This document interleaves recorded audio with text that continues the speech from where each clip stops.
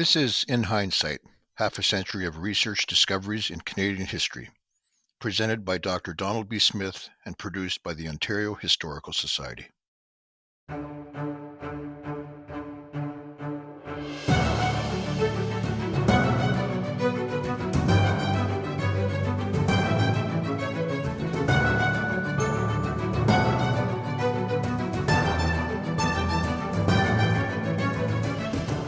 Great pleasure to talk today about Honoré Jaxon, episode 11 of the series.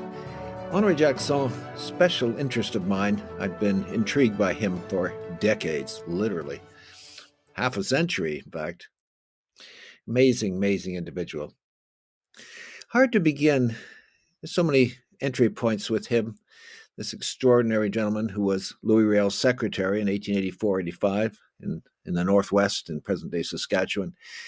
I think, though, the best one for me is to start when he's twice the age he was at the time of his activities with Riel, of his participation in the movement to obtain self-government for Western Canada, in his movement to obtain justice for the Western farmers and for the first Indigenous peoples of the West. I'm going to start at when he was double the age, when he came back. He came back to Western Canada in 1907, 1908, and that's the point of departure for me. Now, twice the age he was at the time of his first residence in the Canadian West in the mid-1880s, Will Jaxon, now known as Honoré Jaxon, had changed physically. He now had a receding hairline, graying hair, and had added pounds to his small, once lean frame. But, this is the important thing, his political principles, his commitment to the exploited and the oppressed, remained unaltered. The man who had served as Riel's secretary came back to the Northern Plains after a 22-year absence, specifically to record the Métis and First Nations version of the Troubles of 1885. Riel's ex-secretary, former secretary in 1885, found the Canadian West in 1907 completely transformed. During his absence, hundreds of thousands of European and American immigrants had come to the Canadian prairies, increasing the population over 1,000%. 2 years earlier, the federal government had created two new provinces, Saskatchewan and Alberta, a political change that pleased Honoré greatly. As early as 1885, he had called for provincial status for the Northwest Territories. Let's go back to the beginnings. In 1882, Will Jaxon, as he was known then, a former University of Toronto student who completed 3 years of a classics degree, moved west to join his parents, who had moved to Prince Albert in present-day Saskatchewan. Only 6 years earlier, in 1876, the First Nations had made treaty with the Canadian government. A huge area of what is now central Saskatchewan and Alberta was the area of the treaty. Treaty 6, very important. So the First Nations had just made this agreement with the Canadian government. Their understanding was somewhat different than that the Canadian government's was. They thought that they were retaining their sovereignty. The Canadian government believed they were surrendering it. This misunderstanding has plagued us ever since. But in any case, the perception of the non-Indigenous settlers was that the land had been purchased and now was theirs for the taking. So they came, and the Jaxon family, his name at this point was Will Jaxon, came west. His dad established farm implements business in Prince Albert, and Honoré Will, later to become Honoré, came out to join them in 1882. The family had come from Wingham, which is 150 kilometers north of Toronto. And there, his dad's business, actually, he'd gone bankrupt, and that was the reason Will had to stop his university. He had to because family, well, they had to move, and Will had to stop. He almost finished his university degree, but one year left outstanding. In any case, he came to Prince Albert. Once he arrived, he was obviously the best educated, or almost, perhaps my standing, the best educated man in the area, and the Settlers Union asked him to become their secretary, which he accepted. Will Jaxon, as he was known then, dedicated himself to fighting for better representation of the Western farmers, a better deal for the farmer in every respect. The maladministration of the West was atrocious in his opinion. The Canadian government had changed the route of the railway. Instead of going to Prince Albert now, it had been extended to the south. There were all kinds of discontents, and Will decided to take the charge to fight for justice for the Western farmer. At the same time, he was aware of the discontent amongst the Indigenous people, particularly the Métis. The Métis had a major settlement south of Prince Albert in an area around Batoche, in the South Saskatchewan River.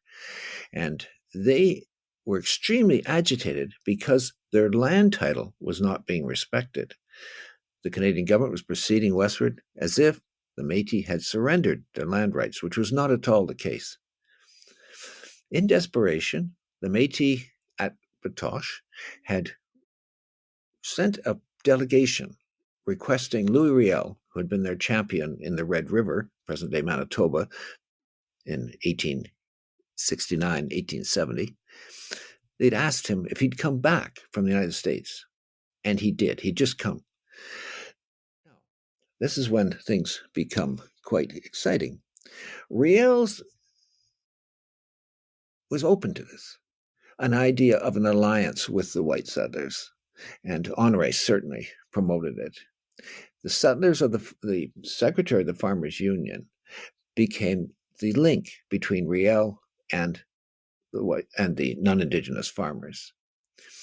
They planned a joint action. A petition would be sent to the Canadian government, and Will was the gentleman who collected it. All late, Riel came back in the summer of 1884. Throughout the latter part of the 1884, Will, in consultation with Riel, prepared the petition, and Will chased all around the Prince Albert area, obtaining signatures for it.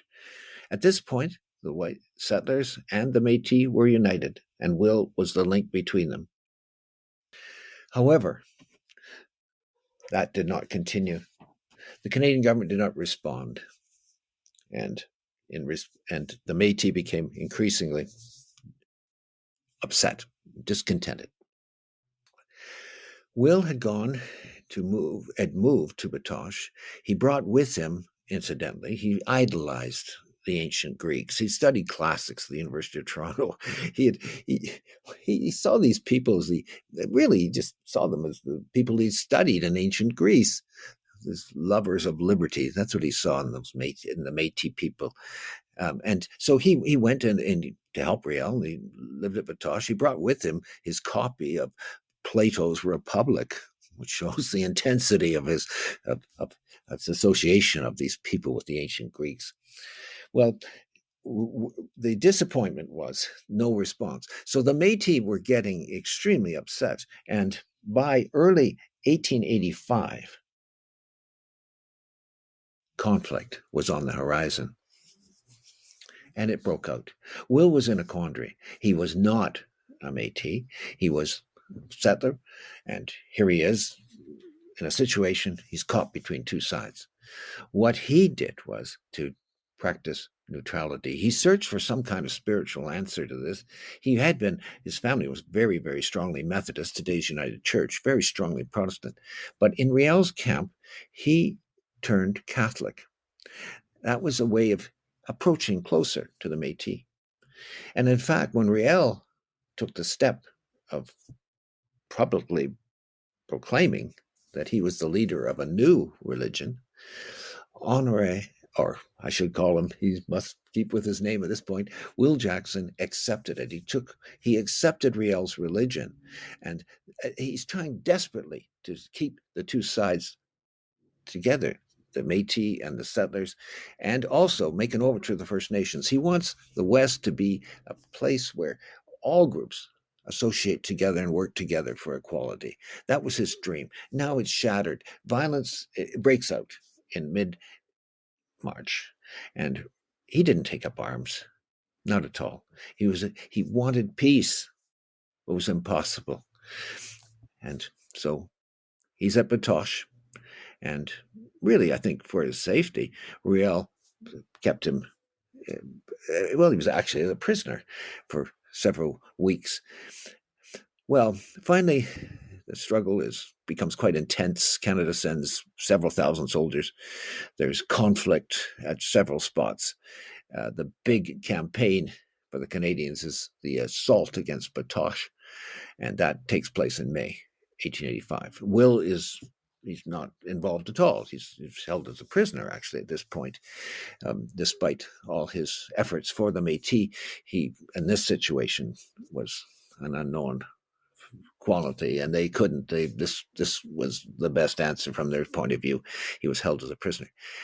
When the Canadians took Batoche, May 12th, 1885, they assumed that Will Jaxon, who'd been Riel's secretary, was an insurgent. He had taken up arms, and they took him as a prisoner.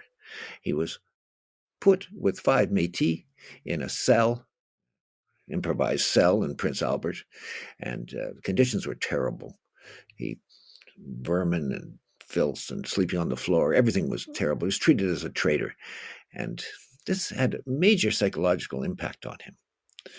One might say this was indeed the turning point of his life. And in prison, in his cell, he began to associate even more fully with the Métis than before.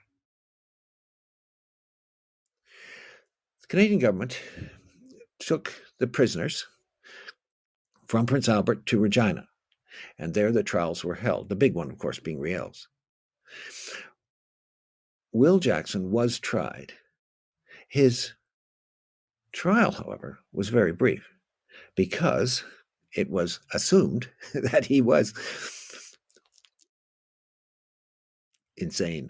That was the verdict and his family, of course, they wanted to save his life and endorsed it. He had become unstabilized. He had been so taken up with this, he'd accepted Riel's religion. That was evidence of instability and enough to make this judgment. Trial was very quick. Will was incensed by this. He said he totally conscious of his support for Riel and what he was doing, and totally opposed this verdict, but nevertheless it was imposed upon him, and he was sent to the insane asylum at Lower Fort Garry, present day, just north of present day Winnipeg, and held there.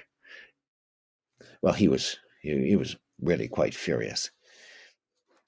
At Lower Fort Garry, Will had a relatively pleasant experience in that he was allowed all the books he wanted, and of course he asked for his favorites, and his guitar, and so he's held there. It's light security, but finally he's had enough, and he's worried that Riel, who at this point has been tried and has been sentenced to death, and he's got to do something. What he does is he slips away.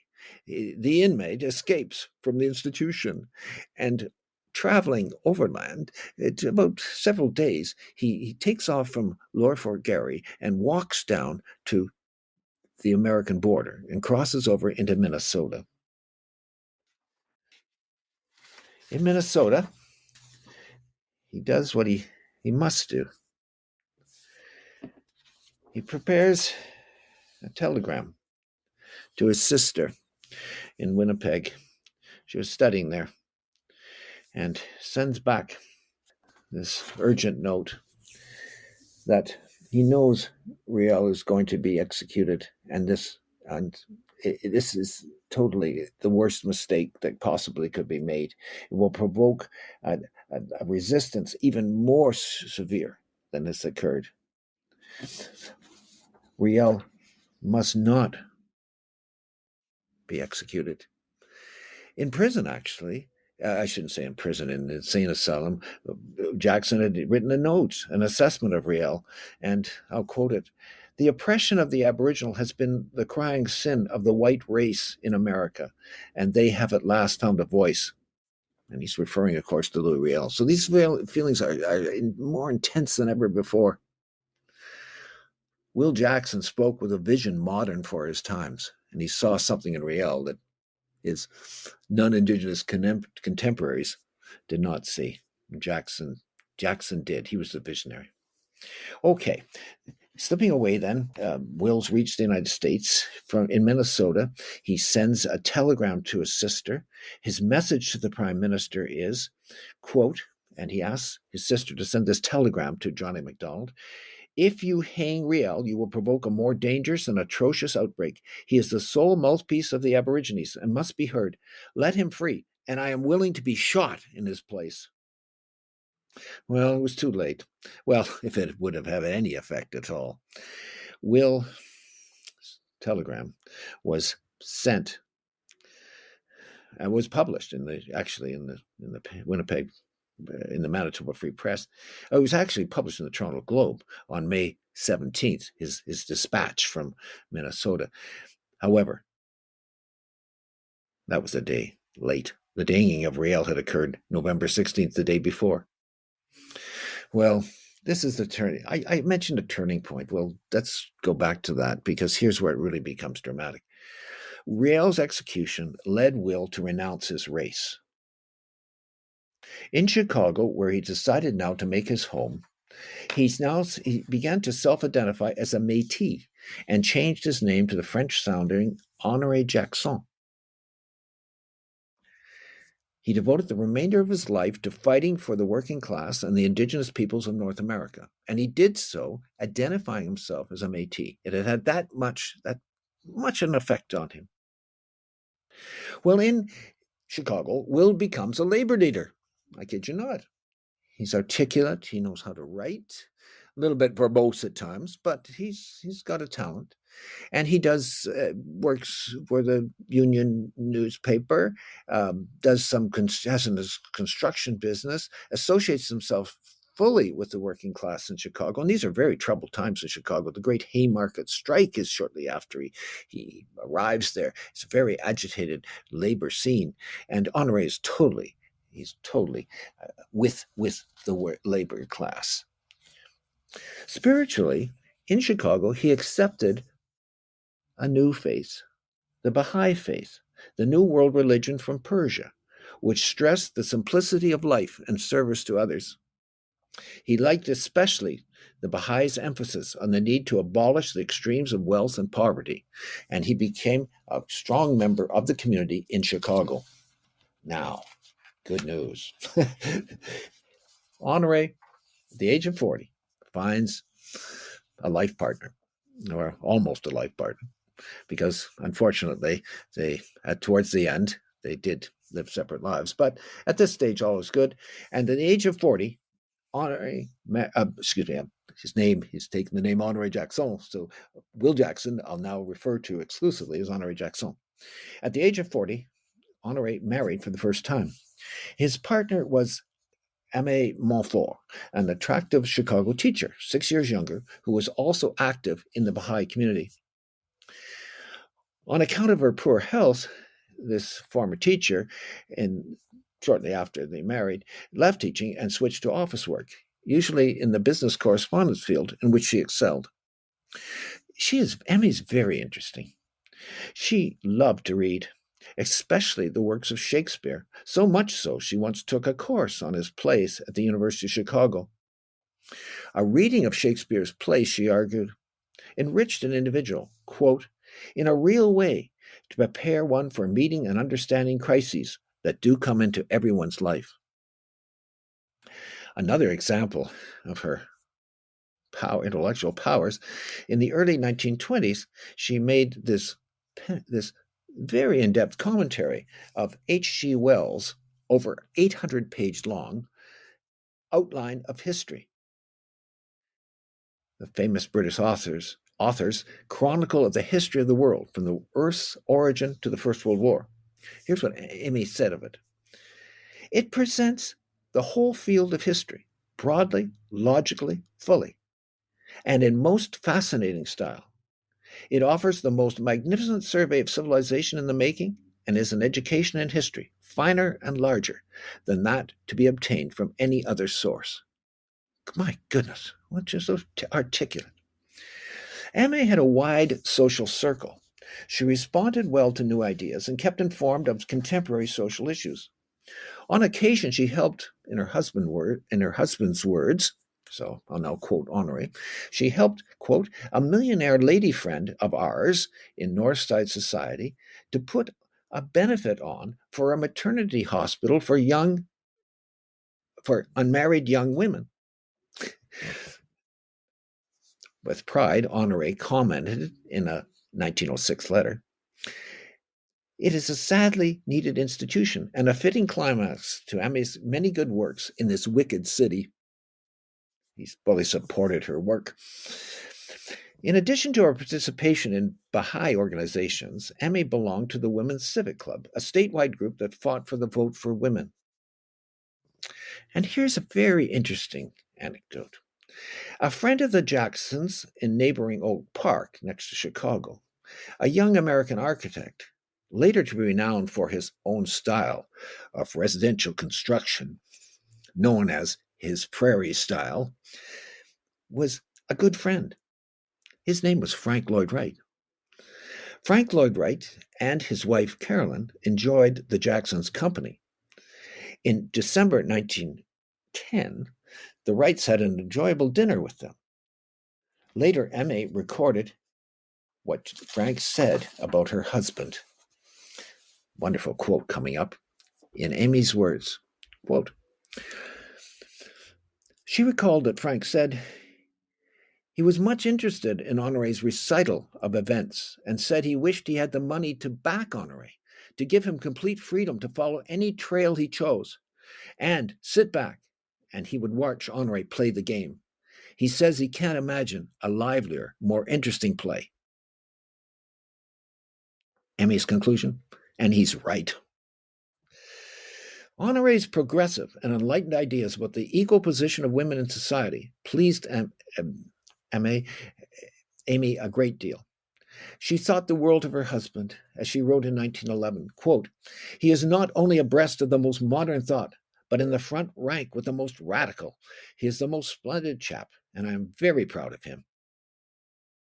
Yet, she recognized one personal shortcoming, his refusal to make money for himself. Amy added, quote, to me, monetary reward for legitimate effort is both interesting and attractive. To him, it seems to be the repellent element.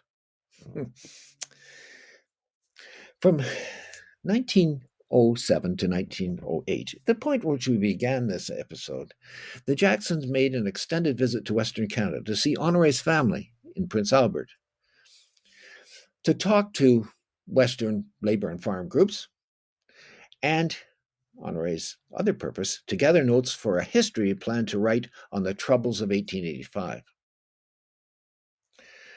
Jean Riel, the son of Louis Riel, who Honoré had last seen at age 2, in 1907, 1908, lived in the Winnipeg area. He encouraged his father's former secretary in a note to, quote, write the history of the Northwest Rebellion of 1885, because you were an eyewitness and you can tell the truth.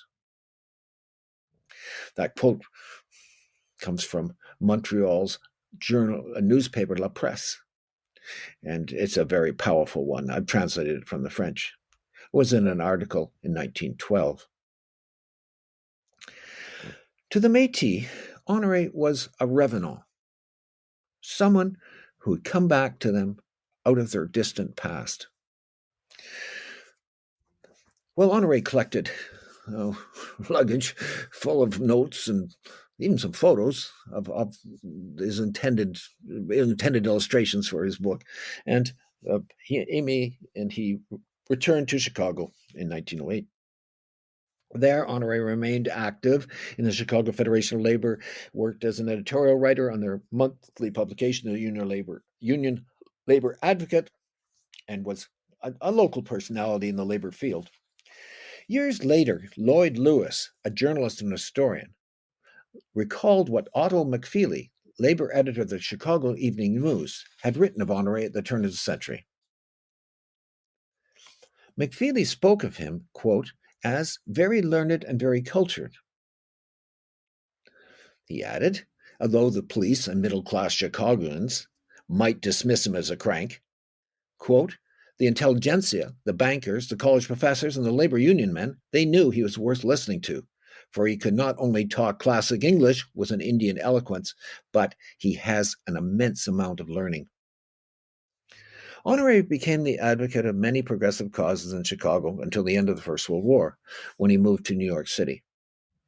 Amy did not follow, unwilling to endure his Spartan living accommodations. Quite early in their relationship, she realized the impact of the troubles of 1885 on her husband.